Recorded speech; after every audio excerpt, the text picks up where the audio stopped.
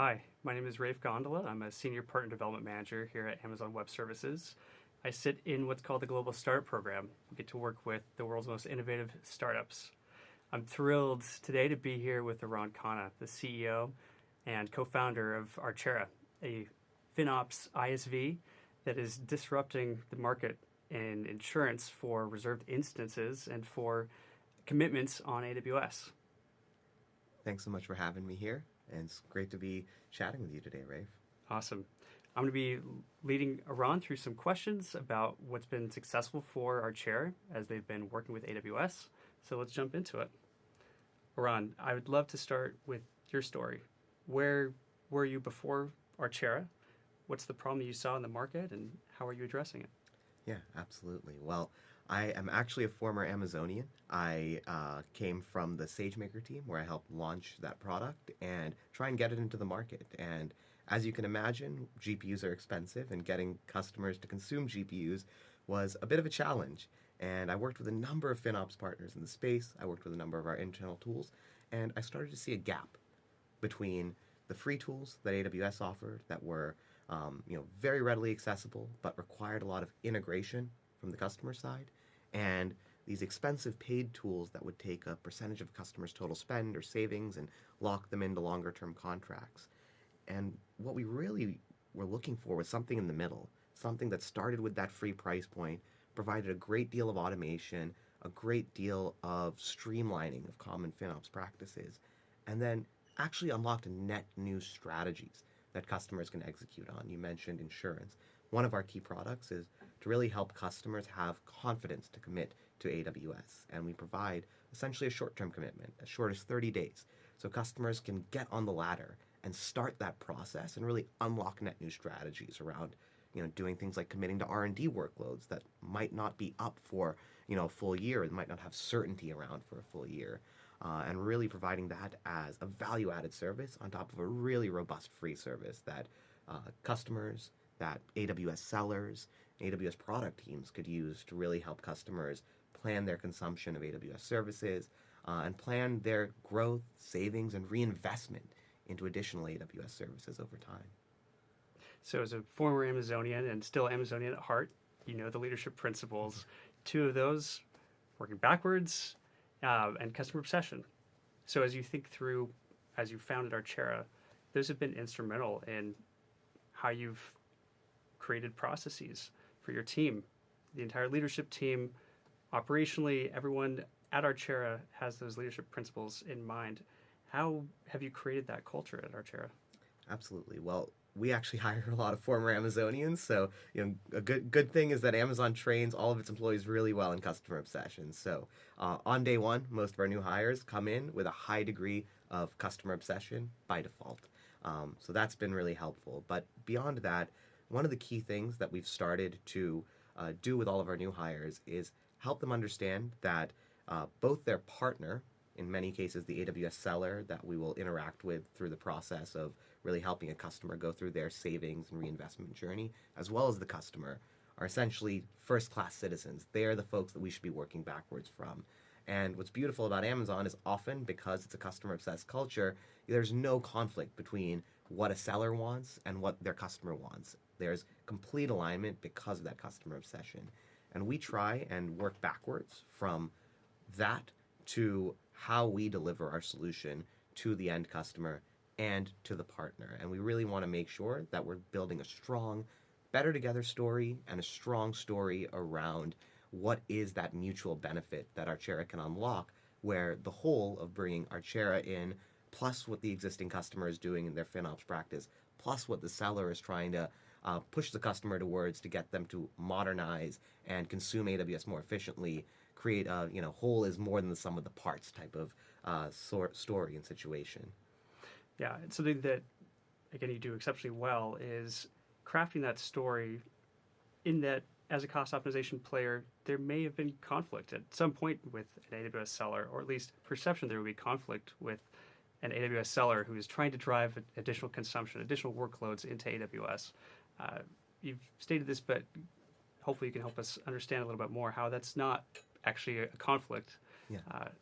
what's awesome about AWS and Amazon writ large is customer obsession, like I said. And what that means really is that all these sellers live and breathe working backwards from the customer, doing what's best for the customer. And even if there is a near-term impact to revenue from an optimization activity, sellers often are incentivized and empowered to go and drive that because that is what's best for the customer.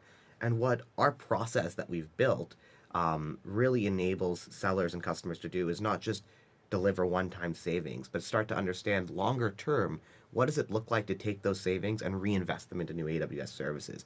What does it look like to take those savings and then actually plan engineering activities around modernizing infrastructure, using better services so that that near-term, low-hanging fruit savings can actually drive long-term, lower cost of goods sold and higher margins, which means that every marginal workload a customer decides to bring onto the cloud will go to AWS because that's the lowest cost of goods sold, the lowest total cost of ownership for those IT resources. So again, it goes back to this long-term thinking that is so ingrained in AWS where, it's not about near-term revenues, it's about driving that long-term profitability for the customer and for the underlying business. And they understand that that's really the North Star that they're working backwards from. And thinking like an owner means that you want your customers to be saving money. You want them to be lowering their total cost of ownership of cloud because that drives them to reinvest, that drives them to grow, and that drives their businesses to do better. It can be daunting for a brand new partner to AWS to be able to figure out that better together story and then to execute on that, have those stories and those successes to share and go socialize that within AWS. Can you give us an example of when you've been successful with driving customer business outcomes, taking that story, packaging it, bringing it back to an AWS team, and enabling them on the Archera and AWS Better Together story? Absolutely. Well, one of the key things that we started out doing was having a really focused approach. Looking at the customers where we have done exceptionally well by them, given them great savings, seen them reinvest those savings and grow with AWS, even some of them growing all the way into signing strategic long-term agreements with Amazon, and understanding what are the actual segments, what are the kinds of sales teams where that resonates, because AWS is so large that without focus, especially as a startup, you're going to peanut butter your spread yourself way too thin.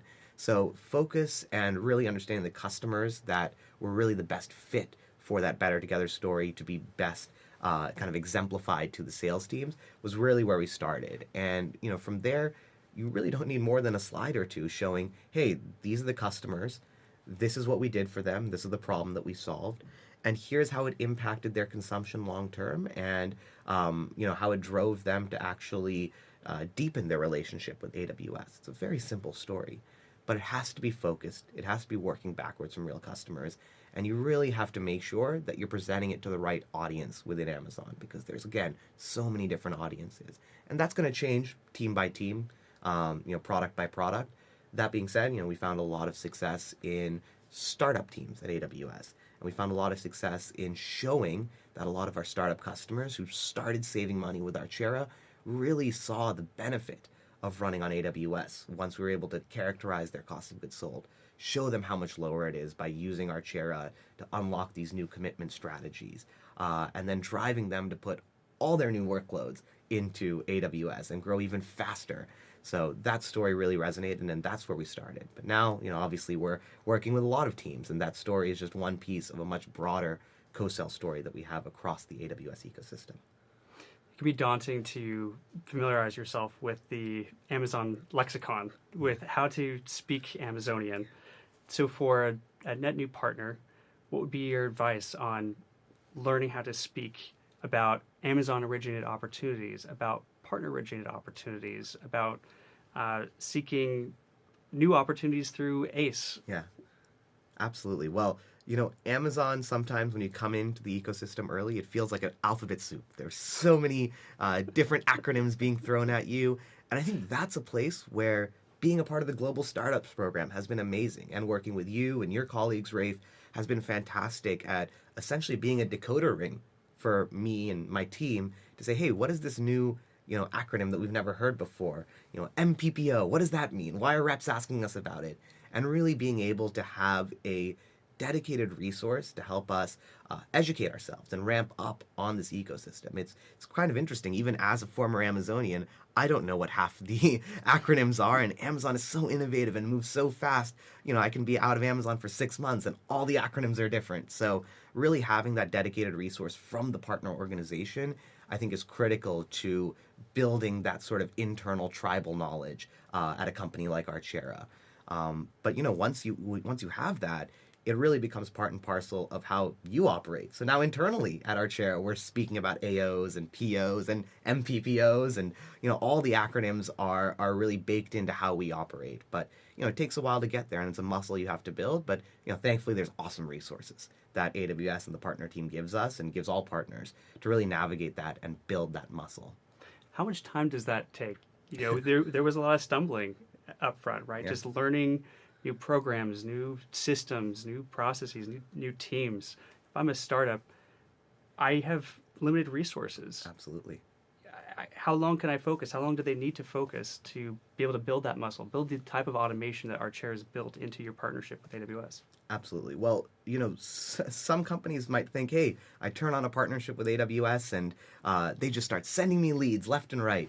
It doesn't work that way. It takes investment on both sides. And what's awesome about Amazon is they're willing to invest. But you as a startup leader, you have to be willing to invest as well. And about a year ago when we started this motion, this co-sell motion with AWS, we made it a really strategic, top-down decision to go all in with both feet and make this a core tenet of how we operate and how we sell. We co-sell with Amazon. It is a first-class citizen. AWS reps are first-class citizens, and we dove in with both feet.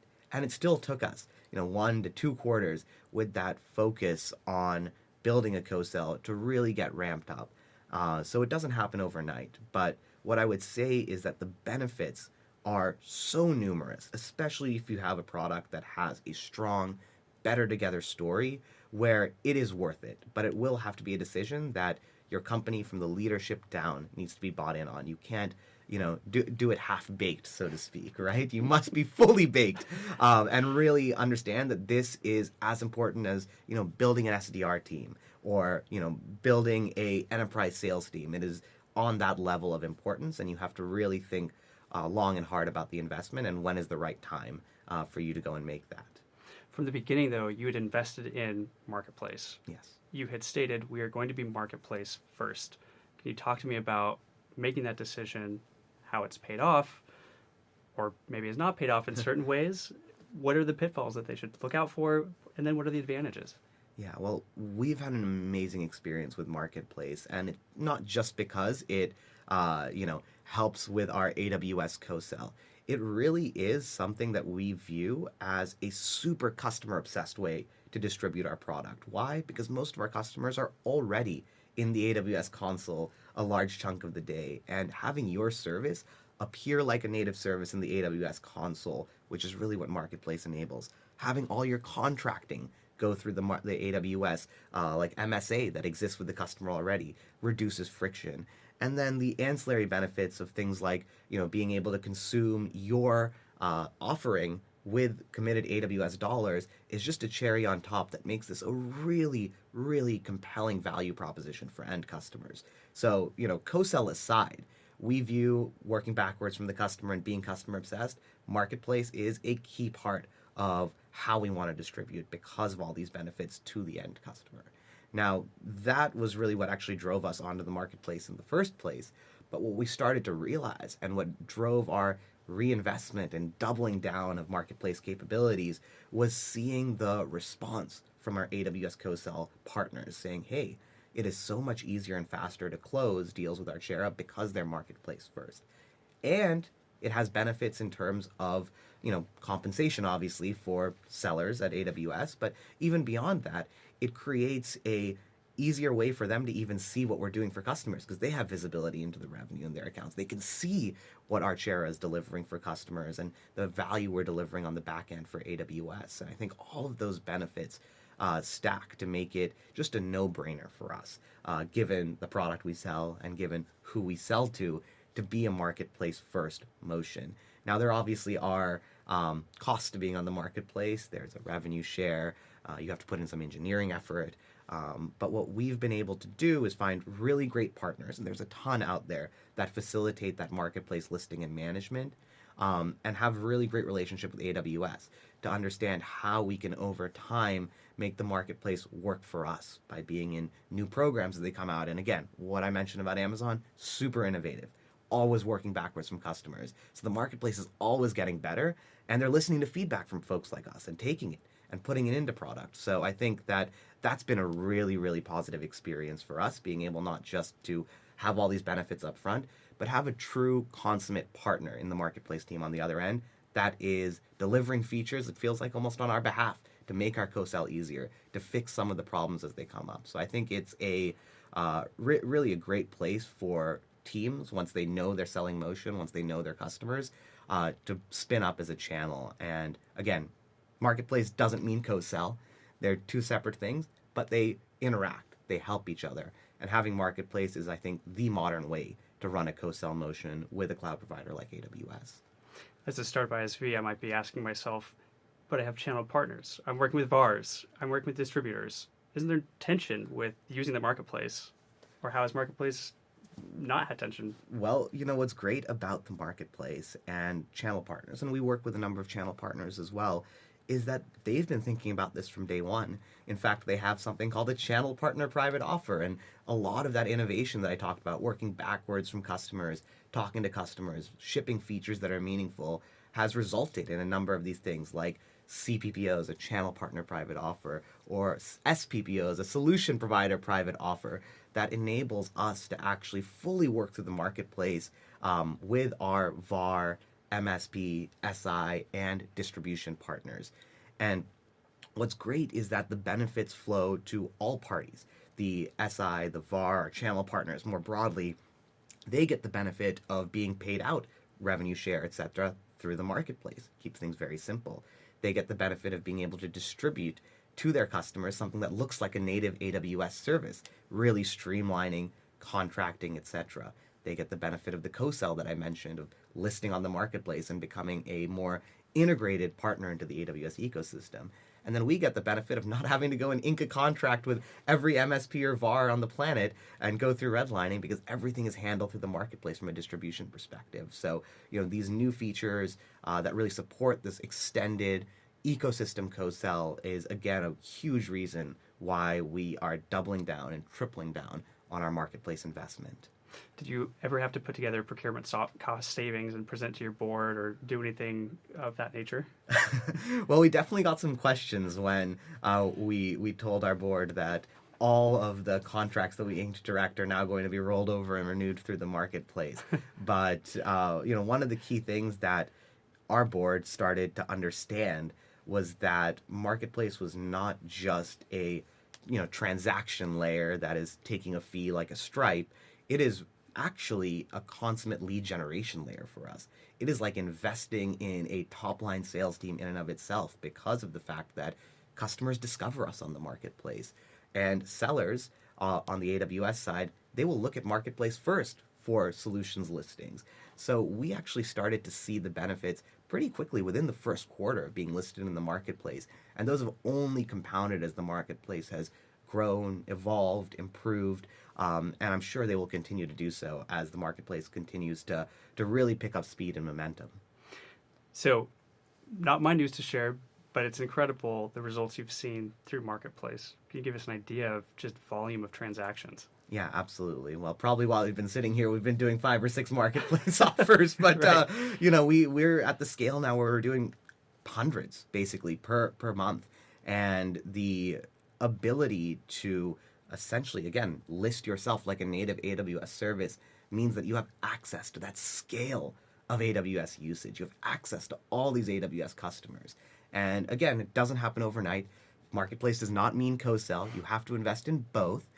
But if you do, and if you are very thoughtful about making sure that Better Together story is top of mind for sales teams, for AWS customers who are looking for solutions in the console, you are going to see, I'm sure, very similar results where customers start to view your service as in line with EC2 or EMR or any of these services that again, I've been on the AWS product team. They get volume like that. And the beauty of Marketplace is you get the opportunity as a startup to get that kind of volume. So we've definitely seen great results, and I think we're going to continue to see great results. And I encourage any partner out there to really take a hard look. If you're not on Marketplace, why? And what could be the benefit? Is your partner, is your buyer already spending all their time with AWS in the AWS console? If so, it's a no-brainer to be on Marketplace. So you've made this delineation between co-sell is not the same as Marketplace. Yeah. So what are the tactical pieces that you've built? I know you have automation in place in Archera to make sure that the co-sell piece happens. If I'm a startup, I might have an objection around, I'm an alliance team of one. I can't put all of my opportunities in through ACE and Partner Central and share those into AWS. So how should they think through that? Yeah, so I think that it's really worth thinking about co-sell as, again, an investment. It has to be driven strategically, often from the top down. It has to be an initiative that is a focus for your company and your team, especially as a startup where you don't have those resources. But what's great is that there's so many partners out there now, so many great solutions, and we use a number of them to really help facilitate that linking between an existing CRM like your Salesforce or your HubSpot and the AWS CRM. So the barrier to putting automation in place is getting lower and lower and lower. That being said, it's still an investment that you have to make, but it's one that I think is really important because it starts to show to AWS sellers, it starts to show to the AWS partner team that you're invested, that you're sharing opportunities, that you're really looking to build that better together story with them as a partner, and not keeping them at arm's length. You really want to embrace the co-sell with both arms, right? Fully wide open. And what that means is basically every opportunity, putting it into ACE, making sure that you have automation to do that, making sure that every AWS originated opportunity, every customer that is referred to you by Amazon, you have SLAs around that.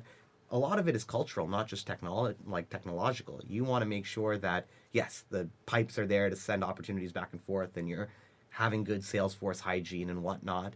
But you also want to make sure that you have SLAs, you have direct communication with sellers. You're really using fields in ACE like, do I need help on this opportunity, in the right way to try and get that co-sell and that muscle built.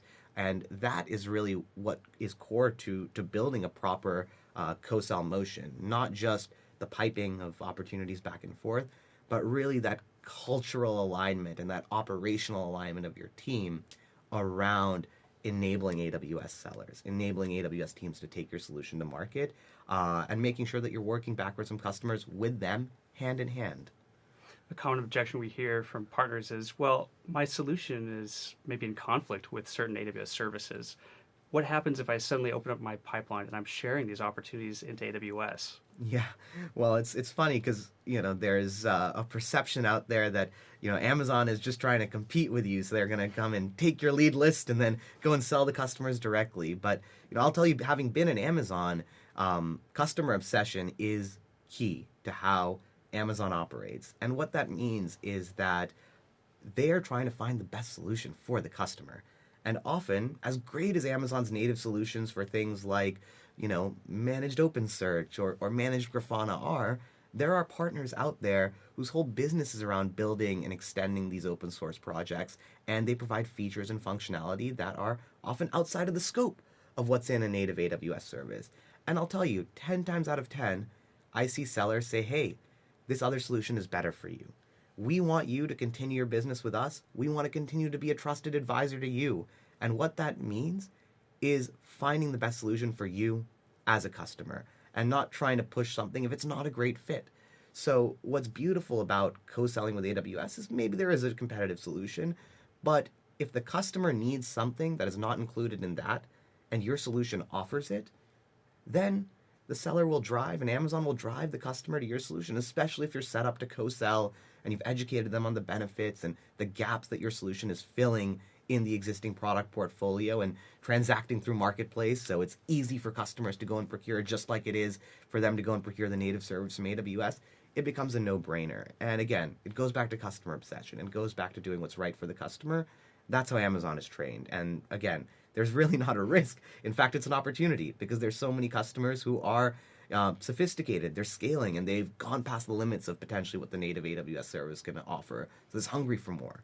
And again, that hunger is not being satiated unless you're properly in that ecosystem, unless you're that kind of obvious next step that the seller is going to point the customer towards. The openness that you have towards AWS, what has that yielded in your past when it comes to co-build? Building products and services that align with AWS. What can happen when you are in lockstep with AWS? Yeah, so one of the big benefits that people don't really talk about as much from the partner network, because it's all about co-sell and co-market. That's the visible stuff that impacts customers and you see at conferences.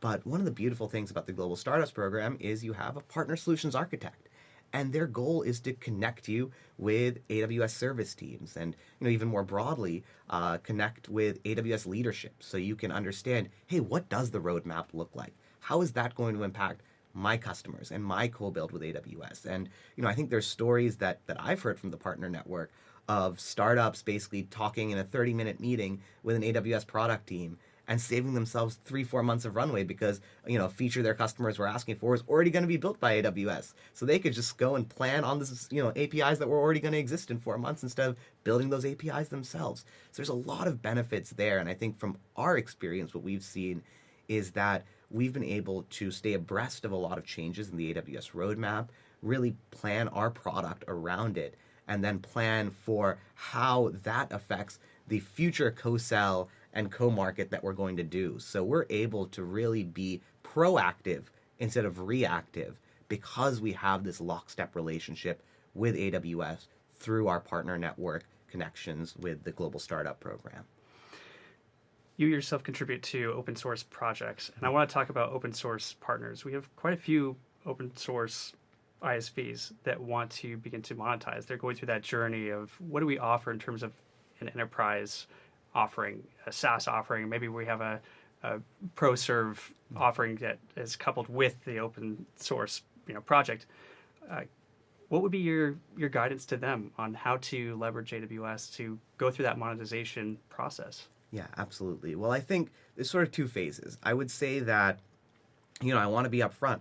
If you don't have product market fit, if you have maybe 2 stars on GitHub, it might not be the right time to go and invest in a big co-sell. So definitely make sure that, your open source product is being used, ideally being used in production. You have great validation from customers. You've got a good customer feedback loop and community going. But then is the right time to start thinking about how do we really bring this out into an ecosystem of potential users where this solves a real salient problem that they just don't have something, off the truck today that they can go and pull and solve. And so for open source communities and projects in that stage, there's a number of benefits from actually working with AWS. I think, one of the first ones is just as an open source project, you are clearly driving AWS consumption if customers are orchestrating it in their VPC, in their private cloud, in their account. And so it starts with having a really easy co-sell. Hey, if customers use us, Mr. Mrs. Rep, they will drive more Amazon consumption because they're orchestrating these resources in their account. So the story, the co-sell story becomes really easy to start with, that better together story. But really taking that story and putting it into kind of a repeatable co-sell motion, that's sort of the hard bits. And I've seen open source projects go a few ways, but I think the common thread is using the marketplace. So right now, if you are an open source project and you're potentially monetizing through services, there's a great track for services partners through the AWS Partner Program and through the marketplace where you can actually transact those services offerings. And that's a really great place to start with, in addition to really developing that co-sell, educating AWS reps and AWS service teams on where your solution sits and what the customer benefit is and how it drives consumption. Those marketplace transaction rails are there for you as a services partner. And then if you're looking on the software side, again, having your solution, ideally your SaaS solution, hosted on AWS gives you great benefits, because that means that even if you're not directly driving consumption in the customer account, if they're using your product, you spend more on AWS. Your cost of goods sold is AWS. So there's a huge benefit, and it's actually tracked in the AWS co-sell portal for customers using you and consuming you because it drives services, maybe indirectly, but still in a measurable way. So even as a SaaS partner, if you're not directly orchestrating resources in a customer account, there's a benefit to actually running on AWS and then obviously selling, like many SaaS partners do, through the AWS Marketplace and making sure that that transaction is also happening just like a native AWS service. So a brand new partner goes through that initial process of the foundational technical review. That can be a bear for certain startups. They're opening up the hood to AWS. What's your advice on going through a successful FTR, or foundational technical review, with AWS? Absolutely. Well, I think it's worth stepping back and understanding why the FTR exists. Why does AWS want to look deeply at your product, your technology stack, before it puts you into a co-sell ready state where they're comfortable taking you to customers? And it's because AWS has a key principle called earn trust. And they have built a lot of trust over the decade plus that they've been in business with a number of customers. And they want to have certainty that when they put a solution in front of customers, it is secure, it is scalable, it is reliable, and it's not because they want to go and steal your IP. It is really working backwards on the customer, trying to make sure that they maintain the trust that is so hard won and easily lost. And so that's the purpose of an FTR. And I would say that getting ready for an FTR, in many ways, it's like getting ready for like a SOC 2 audit. These are very important things to show to customers, to show to partners that you have built a solution that's reliable, that's scalable, and that they can basically adopt without a lot of heartache or trying to de-risk it because they don't know if the solution's actually going to work. It's pretty certain that it's going to work out of the box once you go through it. So I would say that it does take investment. Again, it's going back to that top-down initiative to co-sell, co-build with AWS that we talked about. It has to be aligned across all of your departments, and it has to be a strategic initiative from the top. But frankly, it doesn't take that much time if you're building with well-architected practices, if you have sort of the right folks on your team who understand AWS well, who understand how to secure and build workloads. And obviously AWS offers certifications, so if you don't have those folks, you can go find someone who is certified and have them help you. And again, there's a number of partners, such as Ibex Labs, for example, who will help you go through that wafer and FTR review from a services perspective. So there's a lot of solutions out there to facilitate that process, but you shouldn't be scared of that process. That process is there for a good reason, there for a customer-obsessed reason. You talk about process. There's a process behind everything at Amazon. There's a lot of guardrails. When a partner is submitting an opportunity into AWS, there's a lot of requirements of, tell me more about this opportunity, partner. Tell me why AWS should care. What does the AWS account manager need to know about the opportunity? Can you talk through what have been successful practices for Archera when submitting opportunities that have yielded responses from AWS? Yeah, so I would say that a lot of the folks on the AWS side are very busy. So be respectful of their time. Putting a bunch of opportunities where, there may not be the best qualification into a funnel, you're probably not going to get a great response back. So what we do is we have a really stringent requirement that we must have met with the customer, or we must have the customer installed, and they must be fully qualified before we actually send an opportunity over to the AWS account manager for that team. And that has yielded, again, better results for us because the account manager knows that when Archera sends an opportunity, it's qualified. There will be responsiveness from the customer. In fact, there might already be a marketplace transaction that's gone into the ground and been completed. And so keeping a high bar, I think, is really important just from a cultural perspective, making sure that you're not wasting your partner's time. But then beyond that, how you interact with the partner is a really important piece. And we want to make sure that beyond just putting a note in the Salesforce opportunity in ACE, we're sending an email. We're sending a Slack message. Sometimes we're even sitting there in the office and working through an opportunity funnel on a monthly basis with some of these account managers. We want to make sure we're there to support them. And it's not just the process piece of making sure opportunities are qualified and making sure next steps are filled out properly, but really the idea of treating your partner as on par with your customer, giving that same level of support, giving that same level of care and love, to make sure that they know that when they work with you, you'll feel supported, or you'll support them and they'll feel supported.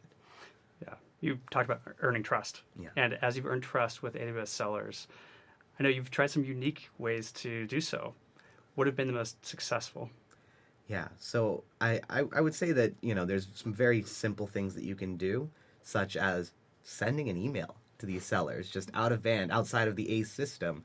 That is simple. A lot of partners do it, but it yields great results because it shows that you're actually including them in the co-sell. It's organic. It's not just an automated message coming through the system. So I think that and just generally being communicative is important as a baseline.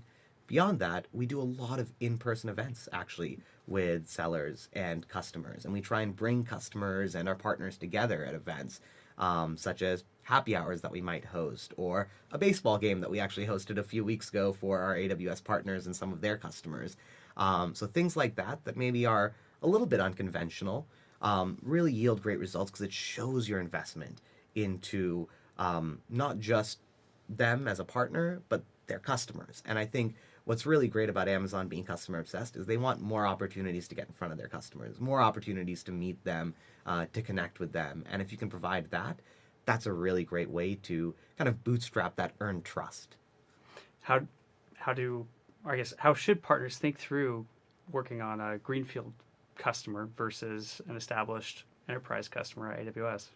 Yeah, absolutely. Well, I think one of the key things to understand is that there is a huge difference in how an enterprise customer from AWS is supported and managed versus how a net new customer, a greenfield customer, as you said, who might be just putting their first workload onto the cloud, is managed. You have a lot more support around an enterprise customer, from technical account managers to solutions architects to a number of account executives, potentially much more than one, and understanding how those folks interact with the account, what they're responsible for, and then figuring out the subset of those folks that are that is worth their time to talk with you about your solution. That's really important because you can't be shotgunning, your outreach to everyone who manages that account. For large accounts, particularly enterprise accounts, it just becomes lost in the noise. So having a really targeted approach, being really thoughtful, and understanding who is managing that account is a really important piece of an effective co-sell. For a greenfield account on the other side, one account manager might be managing 1,000 greenfield accounts. And so you have to realize that those accounts maybe aren't getting the same level of support and love that enterprise account is. And if you come in saying, hey, we can help fill these gaps, we can help resource you to go and service these accounts better in these ways, maybe that resonates more, versus going to to a very well supported enterprise account and saying, hey, we can be another professional services arm for you, and it's not going to resonate the same way. So I think really working backwards from the customer, really working backwards from the account team managing that customer and what they need and who is responsible for what in that account, it is kind of an effective way to build those sort of parallel co-sells. Let's talk about the account team for a second. So an AWS account team can consist of an account manager, a technical account manager, a solution architect. There could be a demand gen rep. There could be an inside seller. There could be several solution specialists. Mm-hmm. How do you start to map out all those different roles, and which ones are going to be Archera's fans? Which ones are going to put you in front of the customer in the right way? Well, that is a trial and error sort of game to some degree. You do have to go and do the legwork to talk with the sellers, talk with the folks managing the account, understand their pain points, understand if there is alignment with your product and what it does. But what's great about AWS is the consistency. Once you figure it out for one set of accounts, often that scales across accounts that look like that account that you figured it out for. And so, what we had to do was just go and get lunch with sellers. Go and figure out, if you're managing this team as a solutions architect, what makes sense for you? What are you metriced on and goaled on? What do you want to see happen in that account? And do we have a potential way to accelerate that? If not, great meeting you. I'm glad I bought you lunch, and maybe I'm going to go and talk to your peer. Can you please introduce me? But the other piece of it is just to even start getting in front of these folks, having support from inside Amazon is critical because, again, they're very busy. And so that's where programs like the Global Startups Program and the broader partner program really help us at figuring out, okay, strategically we want to move upmarket. We want to start hitting strategic, global, or enterprise accounts. Great. Please introduce me to the right folks to maybe start having that discovery motion. And when it comes from inside Amazon, when it comes through the partner team, we find that it's much easier to start getting these meetings and really showing our investment to try and build that motion and having folks within Amazon who are rooting for us, who are on our side to help build that motion. So it's a little bit of both. You got to go and put in the effort, but obviously having that facilitation from your partner team is a key part of accelerating that. Speaking of partner team, so then on the partner team, you have your partner solutions architect. You can have a partner development manager. You can have a go-to-market partner development manager. Our chair is fortunate to have all three of these. Yeah. Can you speak to what the go-to-market PTM has been especially effective in doing cadence calls, looking at pipeline, engaging with those sellers and opportunities that you've already included within ACE? What does that cadence look like? Absolutely. So essentially every week we're on a call with our partner team, with you, Rafe, and with a number of the other folks from the AWS team who support us, including a dedicated go-to-market partner development manager.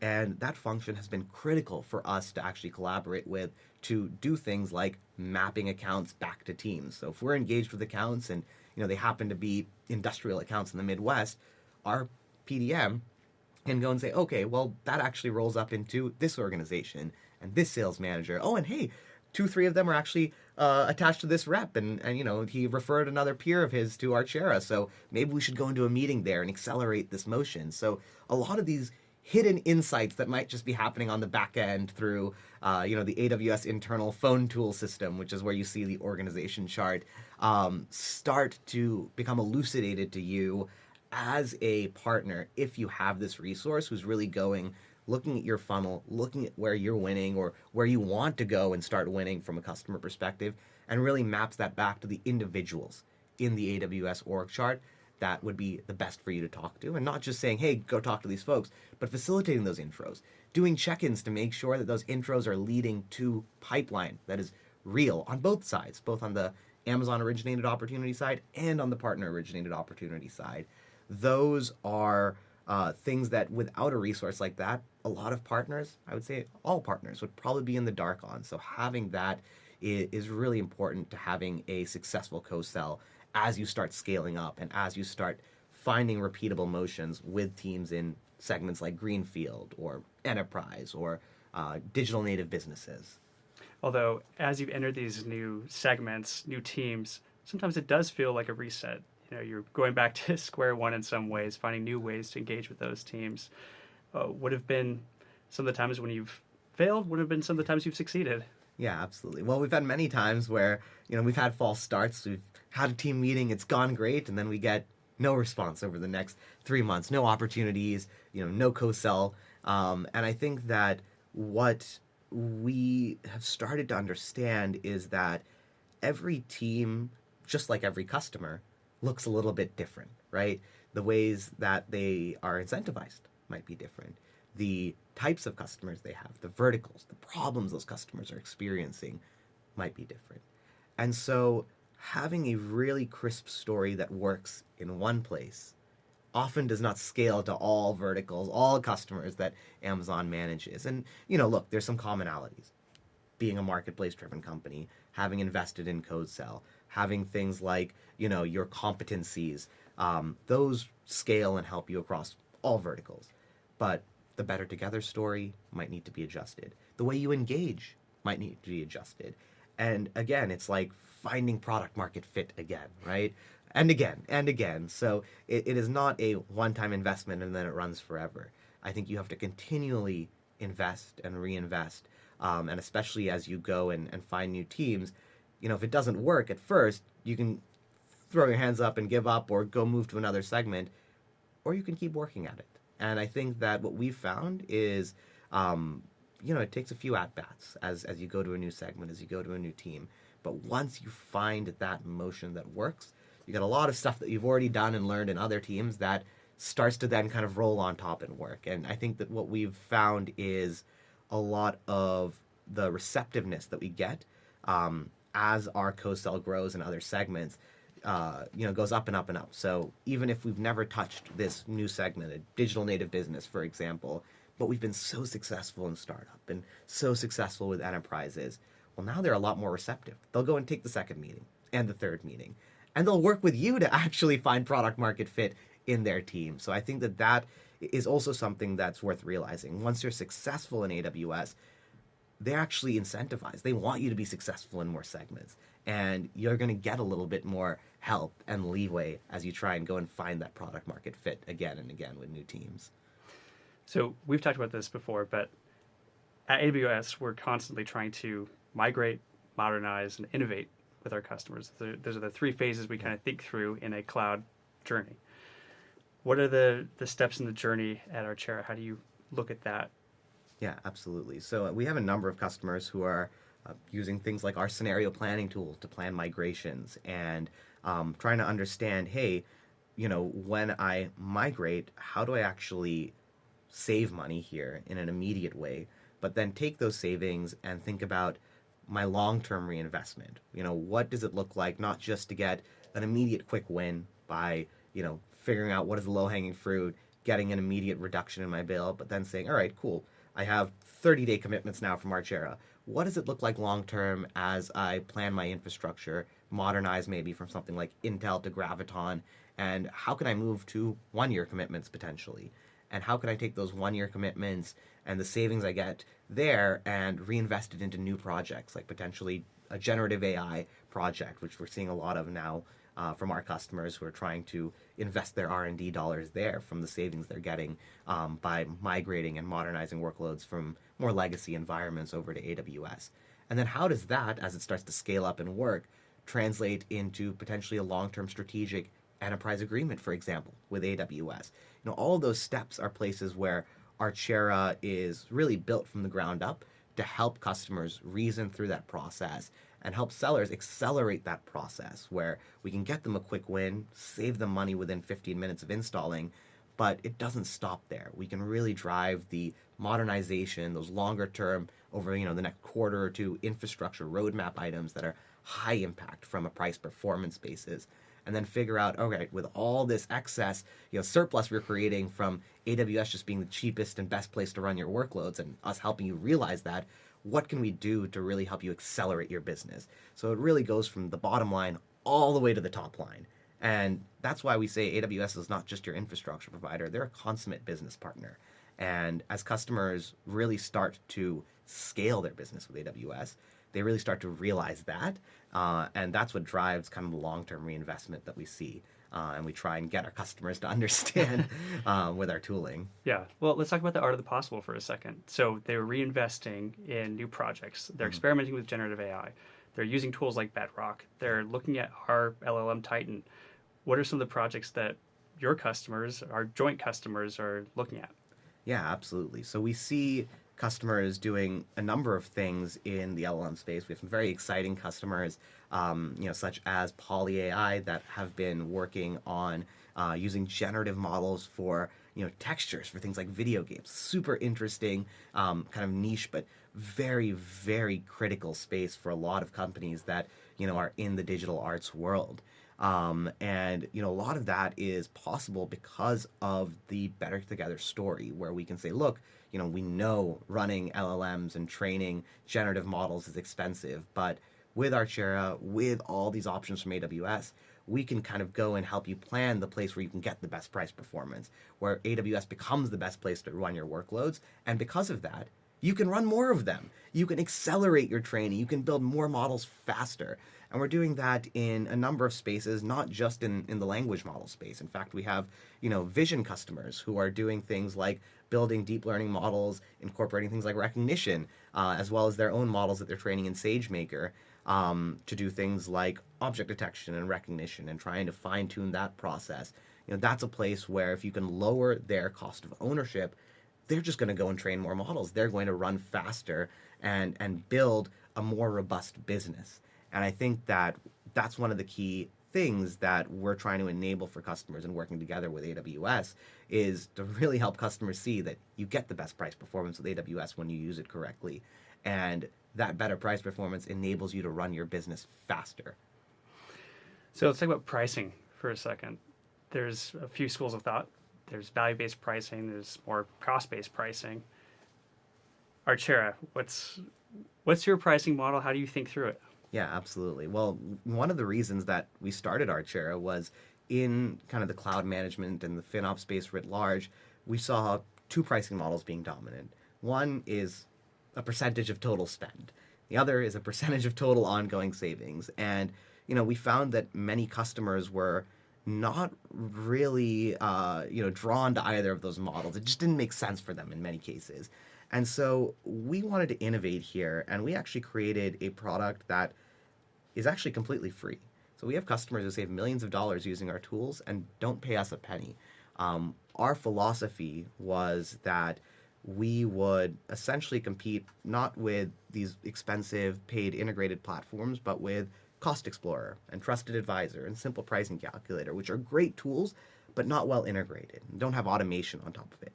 So we can add those layers, give it away for free, provide a lot of value to customers, save them a ton of money in ways that AWS natively already provides, but then layer on top things like insurance, so where you can insure to buy back a commitment or give you a rebate if it goes unused. That unlocks the ability for customers to commit and grow in new ways with AWS. And that's where we would monetize. So as a land and expand platform, we're essentially just selling insurance. We'll say, hey, if you want me to sell you buyback insurance on that commitment, here's the price, here's the premium.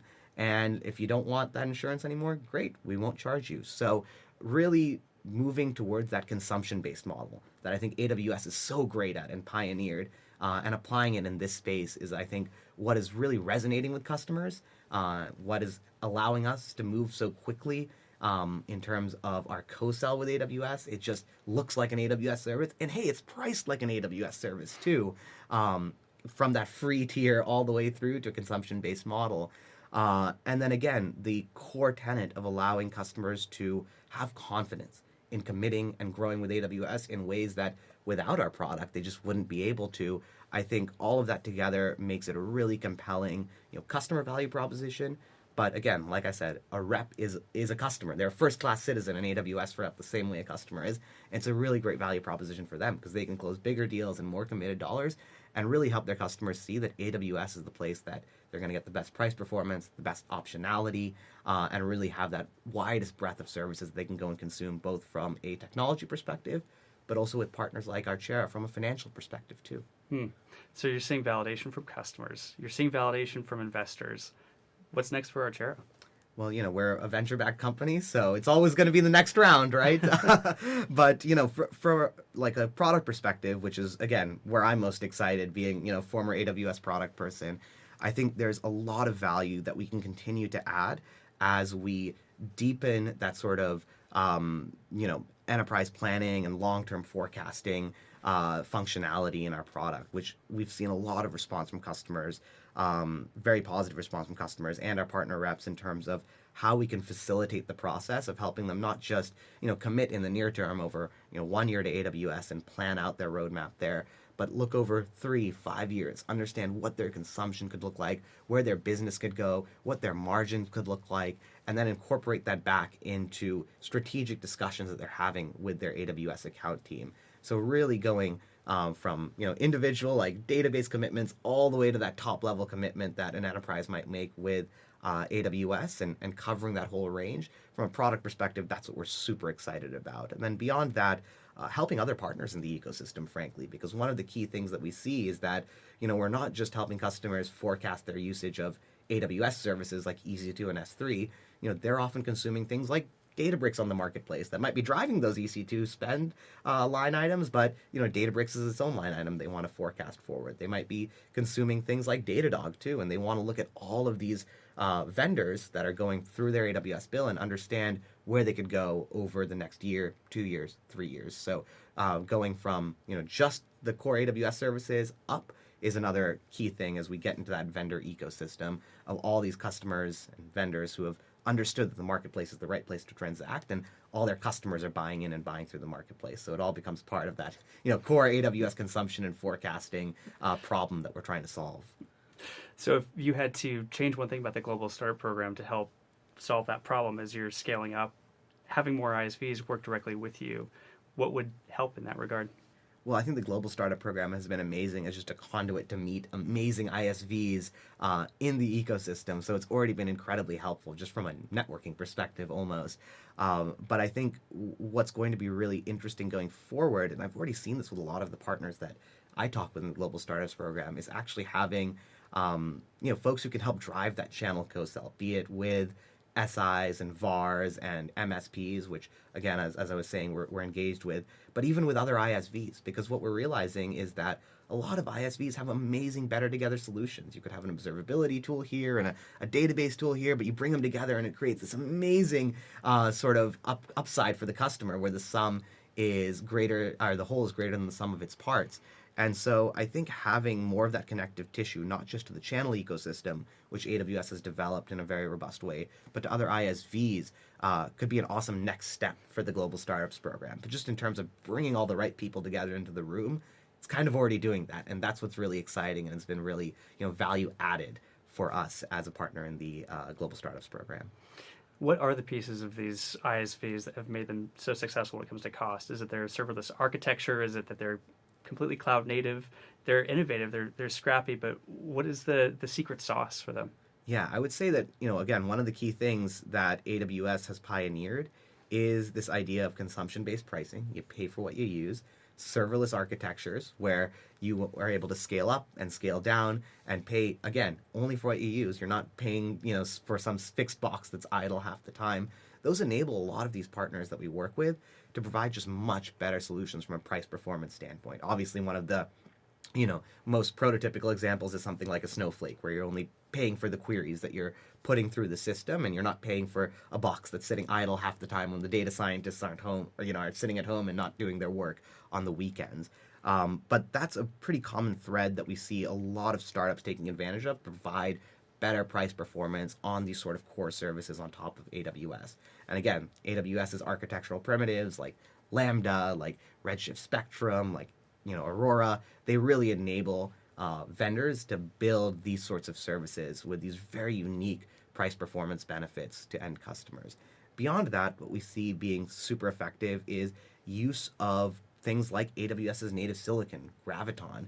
Going back to Snowflake as an example, they've announced they've run a lot of their compute now on Graviton, and that price performance benefit has actually been passed through the customers in terms of a reduction in the compute credit cost. And we see a lot of customers now starting to, not just architect their applications to run in these serverless and demand-driven ways, event-driven ways rather, but also use the best underlying technology, the most modern technology, such as a Graviton, or, in the case of a machine learning model like an Inferentia, to really get the most price-performant deployment of their service that they can pass along that surplus to their end customers. So when they do leverage tools and resources like Graviton, we have programs like Graviton Ready. Yeah. You mentioned competencies earlier. How effective are competencies in helping ISVs go to market and work internally within AWS? Yeah, so we talked a little bit about the foundational technical review as a way to earn trust with the AWS ecosystem as a check mark that shows that you're ready to scale.